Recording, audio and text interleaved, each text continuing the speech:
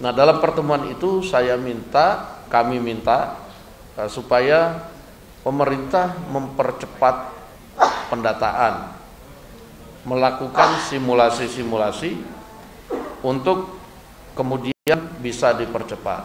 Dan alhamdulillah pada waktu itu sudah disampaikan bahwa pemerintah akan mengusahakan bahwa secara serentak akan dilakukan di 2025. Bagaimana?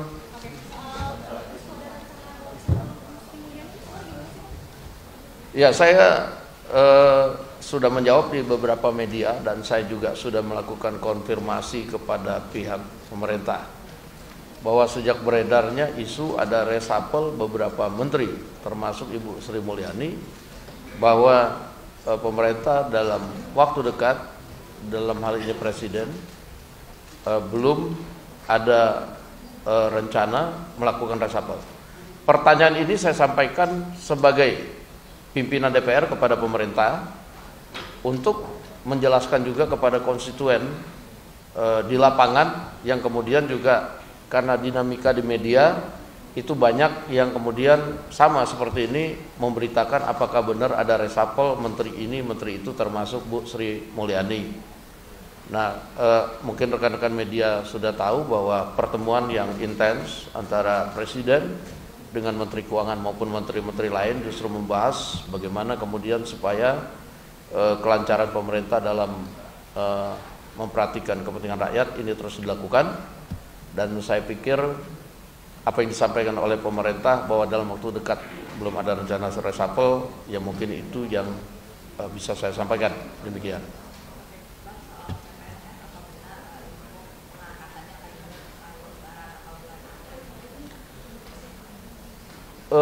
Saya beberapa minggu kemarin itu sebagai pimpinan DPR bersama dengan beberapa kawan-kawan dari DPR itu sudah melakukan pertemuan dengan pihak pemerintah dalam rangka memberikan masukan kepada pemerintah. Kan beberapa waktu yang lalu sudah ada keputusan dari pemerintah untuk mengangkat CPNS dan P3K itu di Oktober 2025 untuk CPNS dan Maret 2026 untuk P3K. Nah, dalam pertemuan itu kami minta supaya pemerintah mempercepat pendataan, melakukan simulasi-simulasi untuk kemudian bisa dipercepat. Dan alhamdulillah pada waktu itu sudah disampaikan bahwa pemerintah akan mengusahakan bahwa secara serentak akan dilakukan di 2025. Namun CPNS-nya apakah setelah Lebaran pada bulan apa dan kemudian P3K-nya secara bertahap paling lambat pada bulan apa di 2025, tentunya pihak pemerintah yang berwenang akan menjawab ini. Dan saya tadi sudah mendapatkan konfirmasi bahwa pada hari ini pukul 13 atau pukul 14 pihak pemerintah yang diwakili oleh Menteri Sekretaris Negara, Menteri Pan-RB dan Kepala BKN yang akan memberikan pengumuman kepada media. Demikian.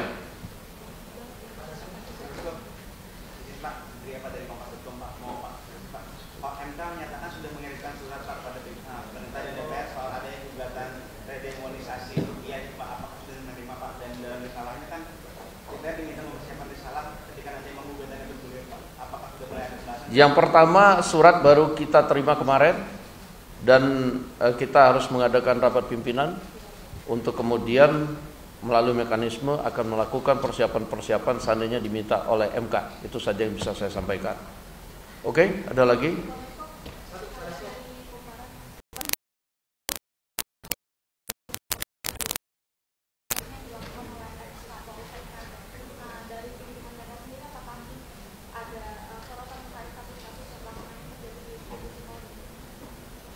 Ya, kalau khusus untuk kasus itu kami selaku pimpinan DPR sudah melakukan komunikasi dengan Kepala Kepolisian Republik Indonesia, menyampaikan dari teman Komisi 3 DPR dan kepolisian, dan tentu dijawab juga Polri bahwa Kapolri dalam hal ini akan bertindak tegas dalam menyelesaikan kasus ini. baik dari sisi etika maupun pidananya. Demikian. Oke? Kompak.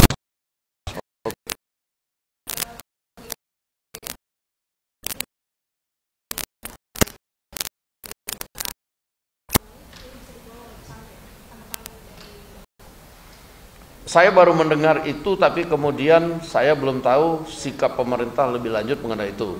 Nah, jadi sampai dengan belum ada keputusan resmi, saya belum bisa mengomentari, dan tentunya nanti komisi teknis di DPR yang akan melakukan rapat-rapat dengan menteri terkait, dan tentunya menteri terkait akan memberikan penjelasan DPR, kemudian akan memberikan kepada menteri. Terima kasih. Revisi Undang-Undang Tentara Nasional Republik Indonesia. Seperti kita tahu bahwa dalam beberapa waktu ini telah terjadi dinamika mengenai revisi Undang-Undang Tentara Nasional Republik Indonesia, dan kami cermati bahwa di publik, di media sosial itu beredar draft-draft yang berbeda dengan yang dibahas di Komisi 1 DPR RI. Nah, untuk itu hari ini kami akan menjelaskan kepada publik melalui rekan-rekan media beberapa pasal yang sebenarnya yang pada saat ini sedang dibahas di Komisi 1 DPR RI. Yang pertama, ada 3 pasal. 3 pasal yang kemudian masuk dalam revisi Undang-Undang Tentara Nasional Republik Indonesia. 3 pasal itu terdiri dari pasal 3, yaitu mengenai kedudukan TNI. Jadi ini sifatnya internal, yaitu ayat 1 misalnya, dalam pengerahan dan penggunaan kekuatan militer, TNI berkedudukan di bawah Presiden. Itu tidak ada perubahan. Kemudian ayat 2-nya, kebijakan dan strategi pertahanan serta dukungan administrasi yang berkaitan dengan aspek perencanaan strategis TNI itu berada di dalam koordinasi Kementerian Pertahanan. Ini pasal dibuat supaya semua sinergis dan lebih rapi dalam administrasinya. Kemudian pasal 53 itu tentang usia pensiun, yang mengacu pada undang-undang institusi lain. Ada kenaikan batas usia pensiun, yaitu bervariatif antara 55 tahun sampai dengan 62 tahun. Dan ini perinciannya kita akan bagikan kepada teman-teman media sebentar lagi. Kemudian pasal ketiga, yaitu pasal 47, yaitu prajurit dapat menduduki jabatan pada kementerian atau lembaga. Jadi prajurit aktif dapat menduduki jabatan pada kementerian lembaga.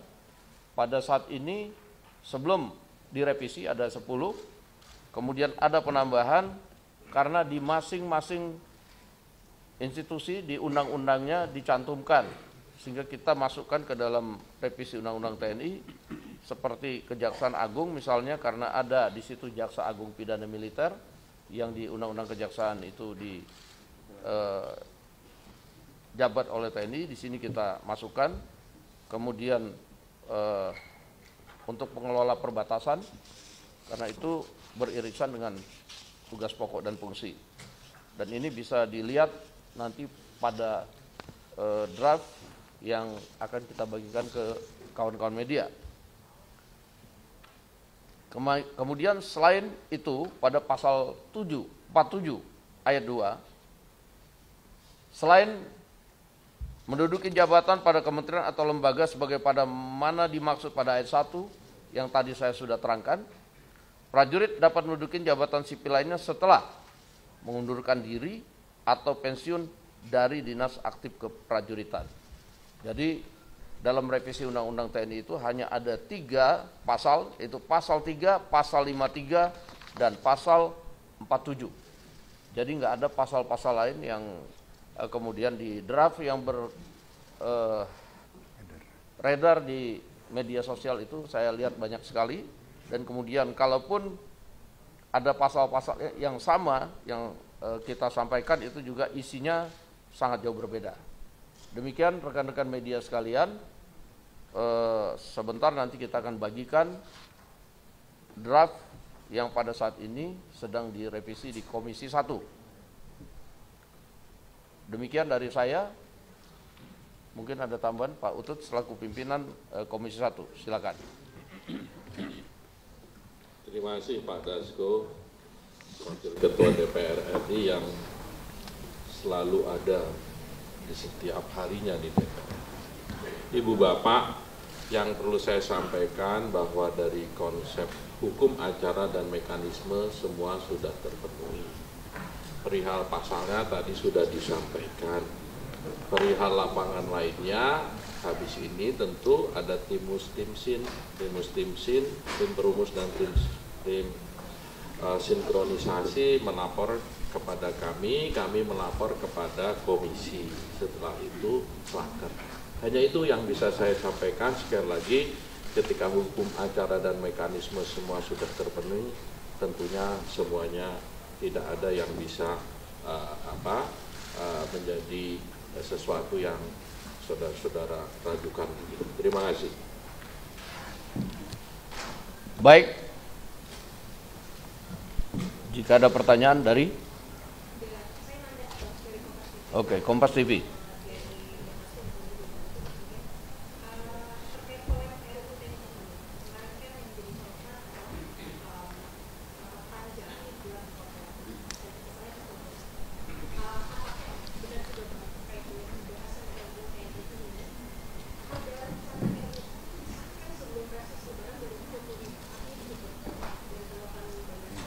Yang pertama saya sampaikan bahwa tidak ada kebut-mengebut dalam Undang-Undang Revisi Undang-Undang TNI. Seperti kita tahu bahwa revisi Undang-Undang TNI ini sudah berlangsung dari berapa lama ya? Berapa bulan lalu. Dan itu kemudian dibahas di Komisi 1 termasuk kemudian mengundang partisipasi publik. Yang kedua, bahwa tidak ada kemudian rapat terkesan diam-diam karena rapat yang dilakukan di hotel itu adalah rapat terbuka. Boleh dilihat di agenda rapatnya, itu rapat diadakan terbuka dan memang konsinyering dalam setiap pembahasan undang-undang itu memang ada aturannya di dalam peraturan pembuatan undang-undang dan tidak menyalahi mekanisme yang ada. Walaupun kemarin saya lihat rencananya 4 hari disingkat menjadi 2 hari dalam rangka efisiensi, dan itu diperlukan karena mengundang institusi lain dan walaupun cuma 3 pasal tetapi pembahasannya itu memerlukan waktu karena dari sisi naskah akademik dan lain-lain itu perlu juga kemudian merumuskan kata-kata atau kemudian pokok-pokok yang tepat dalam pembahasannya. Nah, sehingga kemudian diperlukan konsinyering, itu saja. Nah, bahwa kemudian 3 pasal ini sudah dinyatakan selesai pembahasannya, ini juga tidak kebut-mengebut, tapi dalam mekanisme itu memang diserahkan kepada Komisi 1 dalam hal ini tim perumus, tim mustimsin dan kemudian panja yang kemudian akan melakukan sesuai dengan mekanisme. Demikian. Tambahkan. Kalau tambahannya bahwa tim pemerintah juga sangat banyak dari Wamen Sesnek, Pak Bambang Eko, Ibu Lydia, kemudian dari Wamenhan serta sekjennya Pak Marsdiano Irawan dan Legend Tri Budi Utomo, dari Kementerian Hukum Dirjen Perundang-undangan Dr. Dahana, dari Kementerian Keuangan sekjennya Pak Heru Pambudi, dan dari ahli bahasa Pak Narwoto. Kalau ditanya tadi soal kebut-mengebut sudah dijawab. Kalau soal partisipasi publik semua sudah kita undang.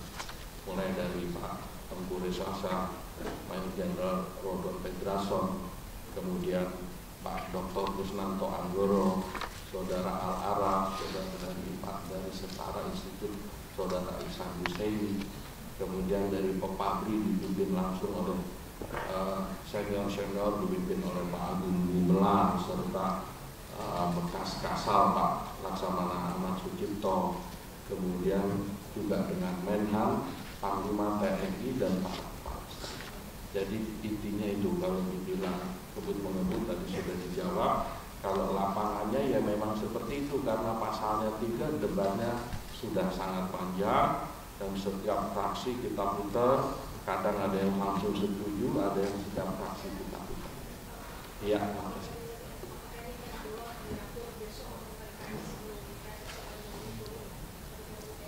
Pertanyaan ke saya Pak, kepada Dasku.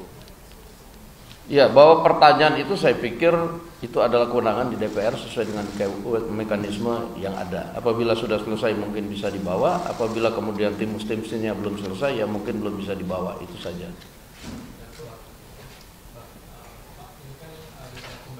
Tolong namanya dan dari media mana, tolong di